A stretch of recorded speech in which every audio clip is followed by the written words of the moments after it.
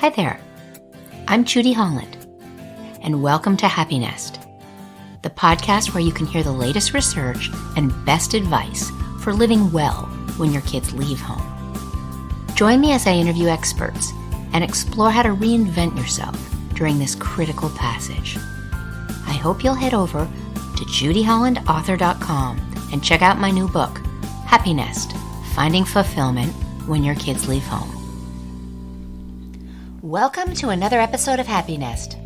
I'm here today with Mark McConville, a family clinical psychologist who focuses on young adults who struggle in the transition from adolescence to adulthood. Mark is a senior faculty member at the Gestalt Institute of Cleveland. He is also a consulting psychologist to the Hathaway Brown School and University School in Cleveland, Ohio. He's written a book, Failure to Launch: Why Your 20-something Hasn't Grown Up and What to Do About It. Mark says many young adults today have trouble holding a job, struggle to develop meaningful relationships, and often boomerang back home. He says 1 in 4 young adults who are aged 25 to 34 neither work nor attend school, a problem that encompasses all socioeconomic and geographic boundaries. Why are young adults today failing to launch in ever-increasing numbers? McConville finds 3 key reasons: failing to find a sense of purpose, inability to develop administrative responsibility, and trouble cultivating interdependence.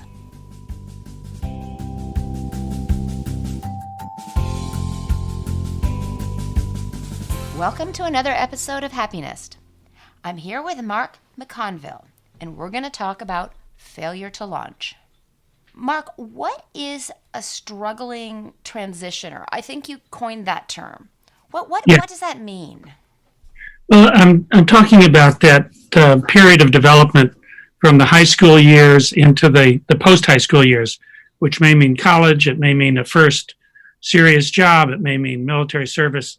But it's a real transition from living in a world that is very much overseen and organized by adults, which is the world of high school, into a world that's more of an open range, where there's less direct supervision.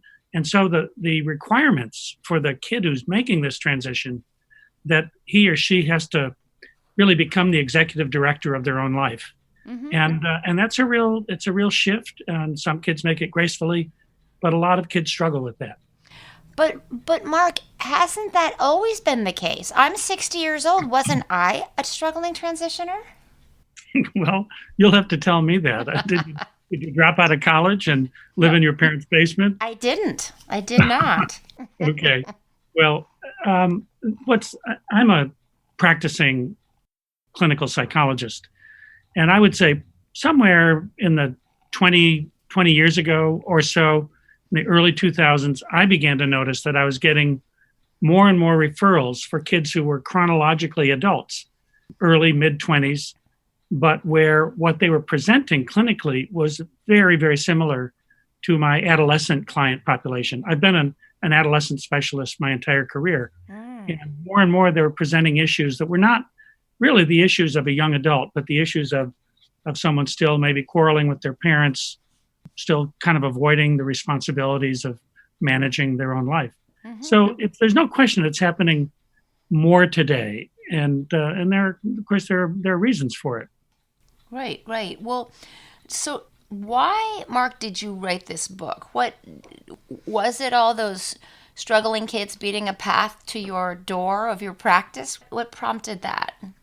Well, it's I actually did not set out to write a book. I have my entire career, which has been 40 years or so, I have kept a professional/personal journal, a journal where I'm trying to figure out what I'm doing, figuring out my clients, figuring out my own life, trying to understand what I'm reading and how to integrate it into my work. And so I found myself struggling with, how do I help these kids? Because the standard protocol is that you take them at their chronological age. And so you do adult one-to-one therapy. And it began to feel like getting on a merry-go-round. Mm-hmm. We might have fascinating conversations, but we wouldn't get anywhere. Mm-hmm.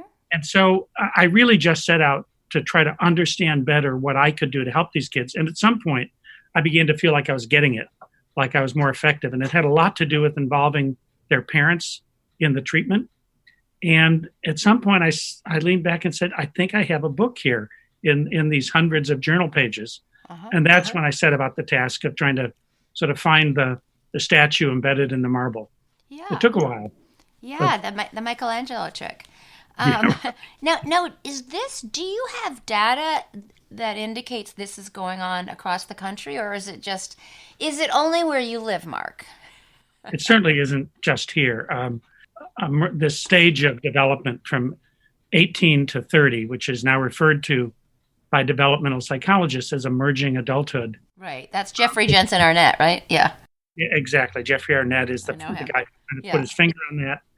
It's a thing. It's a real thing. And he has demonstrated not only across the U.S., but in really every developed country is showing that this is a legitimate stage on its own. To answer your question, I don't have data. I'm not a researcher. I'm not an academic. Mm-hmm. I have my own anecdotal observation as a practicing clinician. There are some statistics that certainly support the idea. Many more kids live at home with their parents, 20 to 29-year-olds. I think it might be 2 or 3 times as many live with their parents as did, say, in 1970. Right. It's actually 1 out of 3, and it's the most I've written about it in my book. It's slightly bigger, just by a whisker, than kids living with a romantic partner or a spouse at that age. Right. That's pretty big, huh? Yeah, I've seen that research. It's the most common living arrangement for someone in that demographic. Now, that by itself doesn't mean they're struggling. And a lot of those kids aren't struggling. They're dealing in a very constructive, proactive way with a challenging economy, a housing market that's more difficult than the one that, say, you and I entered when we were finishing our education. So they're up against a lot. It takes them longer to really get a foothold in the world of adult work.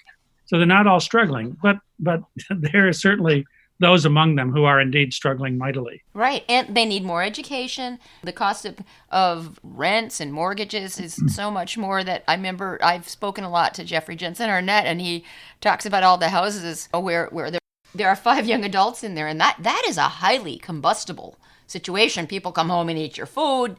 Their dog bites your dog. There's a lot going on. That's right. I certainly wouldn't want to find myself there. No. But you're right. You're right and he's right that it's so different today. If when I had graduated from high school, I had decided not to go to college, I could have gone down to Kodak and gotten a full-time job, making a living wage. I could have bought my first car within a year. I could have bought maybe a small bungalow house within 2 or 3 years. I mean, it's a very different world. But that whole manufacturing economy it's no longer here. So to get into the service, the medical, the technical economy, you need a lot more education and training. And education's more expensive, right? So you've got these kids. I run into millennials all the time in my Bar 3 class, and they're choking because those with huge loans can barely pay them. And again, they're in all these group houses, and everybody eats your Cheerios. It's a different, more complicated time. Yeah, no question. They come out saddled. Yeah. They have a steeper path to climb than probably you did, certainly steeper than I did. I think it's really important, Mark. I mean, it's great that you have written this. It's really important that adults, older adults like us, know that, because there are a lot of people walking around complaining about millennials and thinking millennials aren't working hard, but millennials face a lot more challenges than we did, and it's important that they've got the larger context here. Mm-hmm. The parents. I think you're right. I hear that in casual conversation, people sort of go immediately to judgment, right? And they either judge the kids as millennials, they don't want to work, that sort of thing, or they judge the parents. I would never let my kid get away with that. Right. But judgment seems to be the sort of first stop on the route to enlightenment. Right. Well, so talk to me about parenting today, because you've been a psychologist for a while. How is parenting different today? I mean, we've got to cope with this. I've got 3 I've got 3 kids that are young adults. How are we dealing with this differently? Yeah. Well, there are a lot of ways I could come at that. There's an anthropologist named David Lancy who's made a career out of studying child rearing in different cultures. Mm-hmm. And he, after describing how he sees it in other cultures, comes back and looks at Western, particularly the United States. And he says what's really different is that today's parents are much more invested in their children. Children are planned today. I mean, I wasn't planned. I showed up on my parents' doorstep.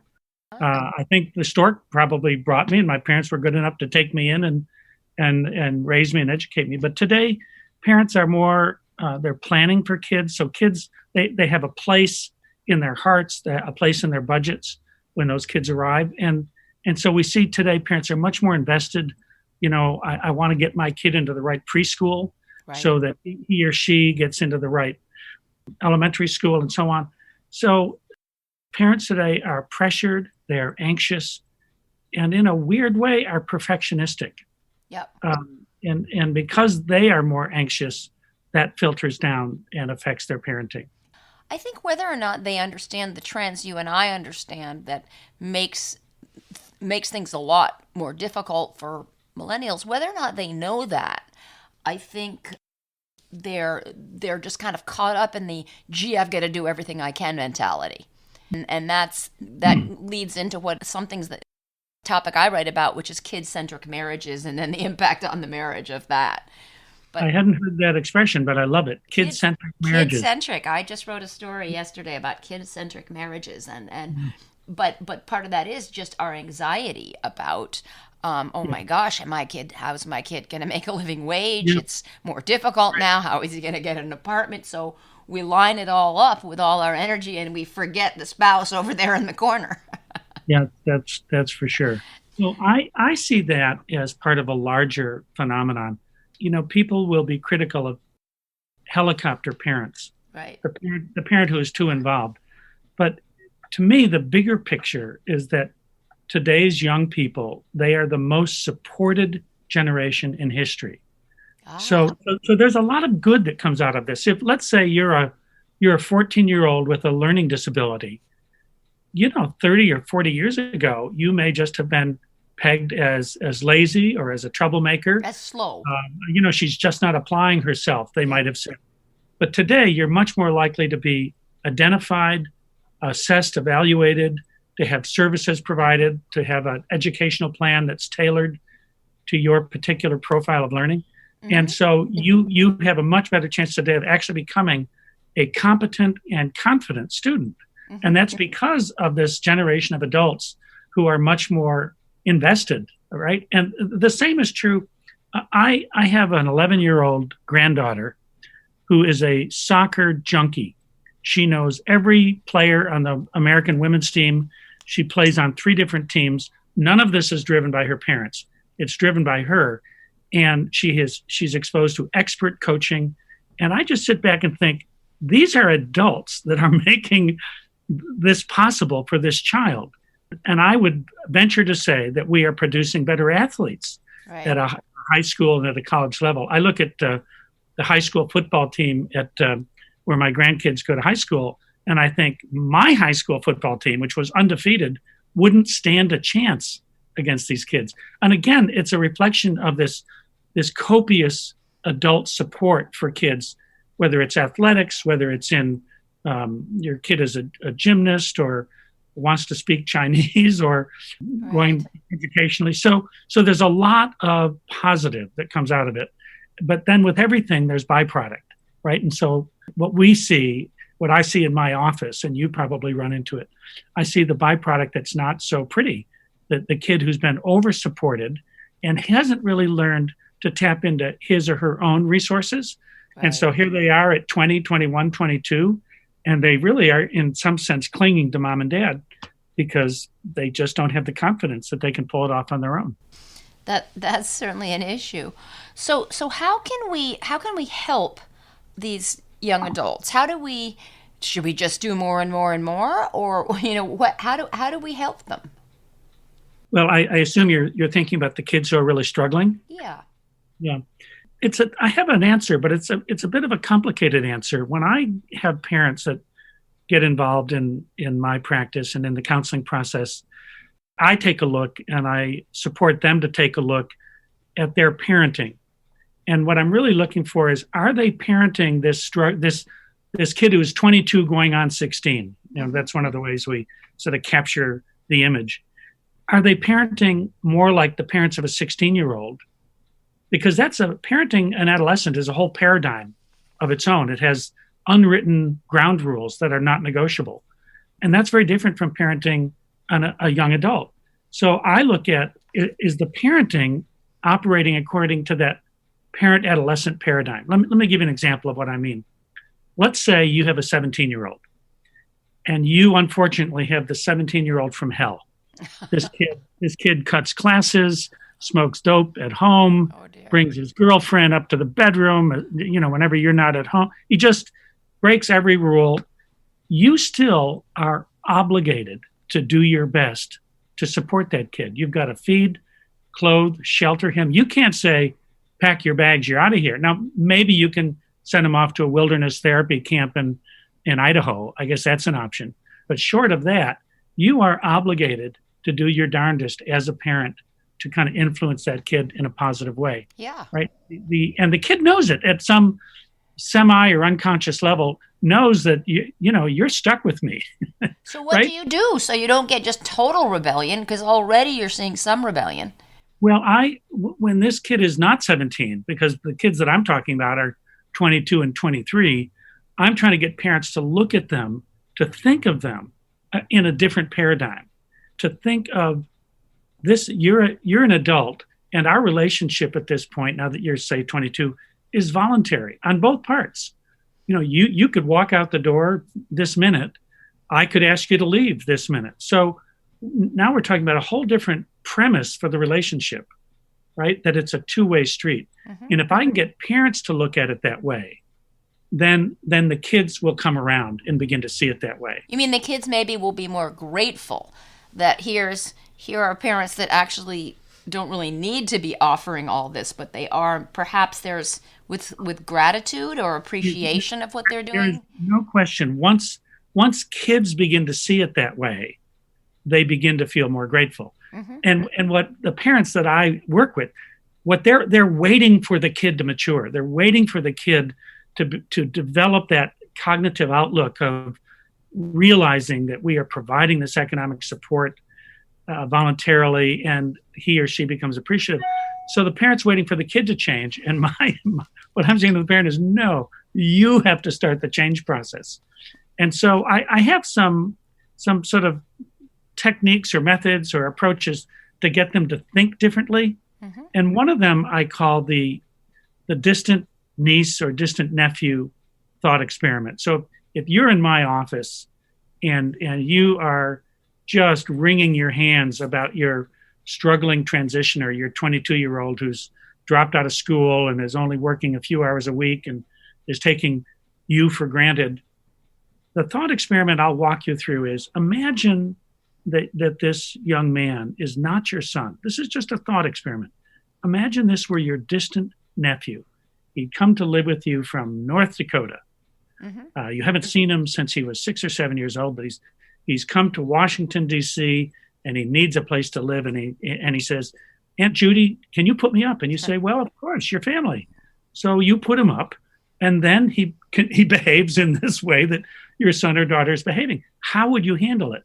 And parents, immediately you see the light bulb go on. And I think, well, I wouldn't, there are certain things I wouldn't put up with. If you want me to give you room and board and shelter, I'm happy to do that, provided maybe you're going to school or you're getting your career started, you're doing something that feels constructive, so I feel good about supporting you. But if you're coming to Washington, D.C. to live in my basement and play video games, I'm really not interested in that arrangement. So they need to set ground rules. That was a question I was going to ask you next, is Absolutely. How might parents set ground rules for when you have their home, their car, without micromanaging this child, right? So is that the next step, is make some rules? Yeah, well, yes, but because the parents who come to me have already made rules, and they will say, we don't permit pot smoking in the house, but he breaks that rule. And I say, so is he still living at home? Well, yes. So I said, well, then it's not really a rule. What you're talking about is a suggestion. A rule is, if your distant nephew was smoking pot in the house, you'd sit him down and say, this just isn't working. It's just not working. So it's a whole different way of thinking about a relationship. Let me give you a real life. This is what illuminated this for me. The year after my daughter left for college, we were empty nesters. And there's a girls' school about 5 minutes from my home where I consult, and I have for many years. And they contacted me and said, listen, we have this student who, in fact, they left Cleveland for Washington, D.C. Her and her mom left, and she was somewhere in school in the D.C. area, was very unhappy and wanted to come back to this school, Hathaway Brown School in Shaker Heights, to finish her senior year. But she didn't have a place to live. Her grandparents lived in an outlying town that's about 30 miles from Cleveland. They wanted to know, could she live with us?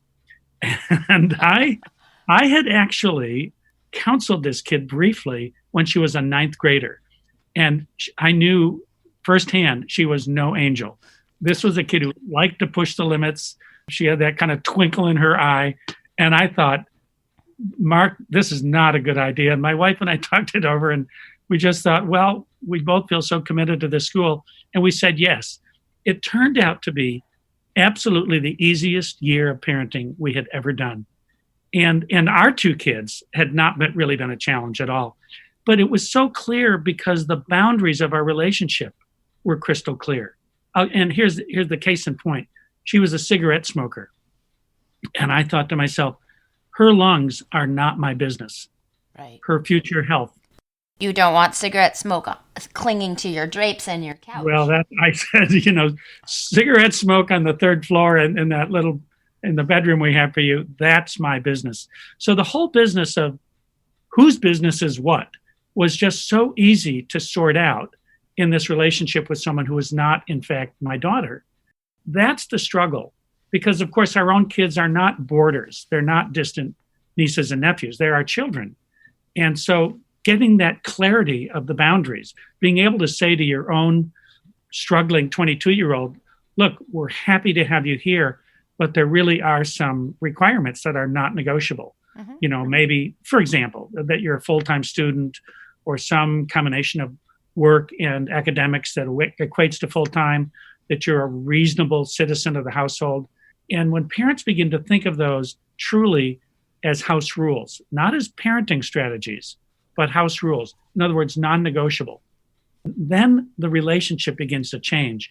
And the kid realizes, I can't just push those rules and all I'm going to get is a lecture. Mark, what else might be a house rule? Give me an example of house rules, like with regard to music or coming in. I always say to parents, a house rule is what you require for your comfort. So there is a kind of self-interest dimension. This is why house rules are very different from parenting. Yeah. If I'm parenting my 22-year-old, I'm making rules that are designed to shape him or her up, to sort of help them along. And most 22-year-olds really resent that. But a house rule is something that I establish for my own comfort. So I don't want to hear you stomping up the stairs at 2:30 in the morning when you've been out drinking and you're kind of stumbling around. I don't want to clean your dishes up in the morning. I don't want to have to do that. I don't want to be picking your laundry up off the floor in the bathroom. And those are things that it's not because I'm trying to teach you those habits. That game is over. I did my best up to your 18th birthday, but now you're allowed to be as sloppy as you want, but not in my bathroom. Mm-hmm. You're allowed to smoke cigarettes if you want. I think it's a terrible decision, but it's really your terrible decision, but not in my house. And kids, if I'm that 22-year-old, I have a very acutely tuned antenna that tells me whether you're trying to parent me or whether you are setting rules that really are about you supporting your own comfort in your own home. Kids will accept it if it's set up as a house rule, and they will battle it if it's really a parenting agenda in disguise. Right. Okay, so I have two questions left. What do you say to the struggling transitioners themselves? What directly from you with all your experience? Hmm. What advice do you give them, or what do you point out to them? Yeah, I do have an answer for that, but I will also say, as a therapist, giving advice is the last thing I do, because the first thing I do is try to establish a relationship where I'm really taking in their point of view and understanding their reality through their eyes. I really want to be able to identify with their experience, because underneath the sort of the acting out or the poor behavior or the surly attitude, what often is there once you begin to peel that away is a kid who's really kind of frightened and kind of overwhelmed, feels a little overmatched by the adult world, feels intimidated by it. And I want to be that person. I want my office to be that place where this kid can do that kind of real honest self-reflection without feeling ashamed and without feeling humiliated in some way. So that's the better part of what I do. But when I do get around to, what I have to say, my output, there are a couple of themes that come up over and over again that just seem to be misinformation that's really pretty significant. One is that kids in their early 20s, often they have this mistaken understanding that they're supposed to know what they're going to do for the rest of their life. Countless times I have sat with a kid who's just maybe about to enter his second year in college. He has to declare a major, and he just is in a panic because he doesn't know what he wants to do for the rest of his life. And he thinks that he's making that decision now at age 19 or 20, which of course is absurd. The research that has been done with adults, when they interview people like you and me, people who are in our 40s or 50s or 60s, people who will endorse the question, or the statement, "I love what I do for a living. I have found my niche. I can't imagine doing anything else." People that fit that, which is 15, 17% of the population. And then they ask those people, well, when did you find this niche that you seem so satisfied with? And it turns out the center of the bell curve for that discovery is between ages 28 and 32, right? So poor 21-year-old that I'm talking to is thinking, I don't know what I want to do. Somehow I'm behind the pack. I'm missing out because I haven't figured out. And it's just mistaken thinking. Even people who are in dedicated educational tracks like medicine or engineering, let's say, they don't figure out what kind of doctor or what specialty in engineering they're really going to practice for the bulk of their adult life until somewhere between, for the most part, 28 and 32. So that's one bit of advice that I give kids. I say, look, you don't have to know what you're going to do. What you do have to figure out at that age, in your early 20s, is what are you good at? Are you good at things that have to do with language and ideas? Are you better at things that have to do with technical matters or science or math? You do need to figure out what your competencies are, what your weaknesses are, and you have to figure out what you like. Right. If somehow you took an anthropology course that just lit you up and you couldn't wait to read the next chapter, you don't have to think about what's the employment scene for anthropologists. You don't need to do that. What you need to do is to find something to study that excites you, right? Because doing that, you're going to learn to read, you're going to learn to write, you're going to learn to think, you're going to learn to problem solve. And I just have more faith in that. And then somehow around age 30, you're going to figure out what it is you're going to do for the rest of your life. So that's one bit of advice. The other really strikingly common misconception is that young people, particularly men, think that growing up means you do it all alone. Their notion of independence is you don't accept help from anyone. True independence, true maturity couldn't possibly be further from the truth.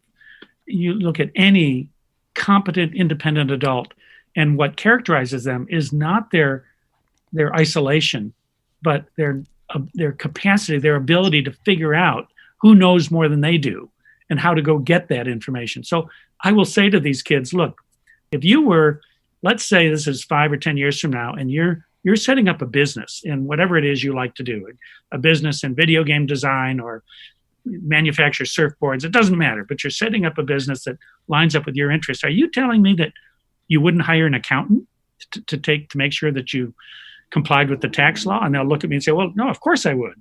Okay. And what about web design? Would you do all that on your? No, of course I'd find. And when they put it in that kind of a framework, sort of a business model framework, they see that depending on others is a sign not of weakness and incompetence, but just the opposite. Right. It's a sign of true competence. And so that's what, so many kids who are sent to me are really awkward because they feel like if they talk to me, that somehow they're breaking the rules and they're cheating. Right? Mm-hmm. I have to do this on my own without getting any support from anyone else. So that's a bit of advice and correcting misinformation. I have to, Mark, we've got to wrap up now, but what I'm just looking for is a couple of single words. What final words would you offer to parents of young people who are failing to launch? Just quick, off-the-cuff advice for them that they can remember. I say two things to them. I say, look, I've been telling your son or daughter to get support. I want you to do the same thing. That's number one. Get yourself some support, whether that's talking to a trusted friend or a therapist, doesn't matter. And the second thing is don't give up. Whatever else happens, don't give up. A lot of kids don't really grow up until they get into their 30s. Right. So stay with it. Some are just understand that some are late bloomers and have a little patience, right? That's right. All right. Well, thank you so much for sharing all your expertise with us today, and I will be back in touch with you. And good luck on your book, Failure to Launch. Thank you. This has been a real pleasure. All right, thank you very much, Mark, and I'll be in touch. Yep. All right, bye-bye. Thanks for tuning into my Happiness podcast, where we explore how to get the best out of the empty nest. I hope you'll subscribe, write a review, and reach out to me on Instagram, Facebook, and Twitter. Check out my website, judyhollandauthor.com. Have a great day, and remember, make it happen.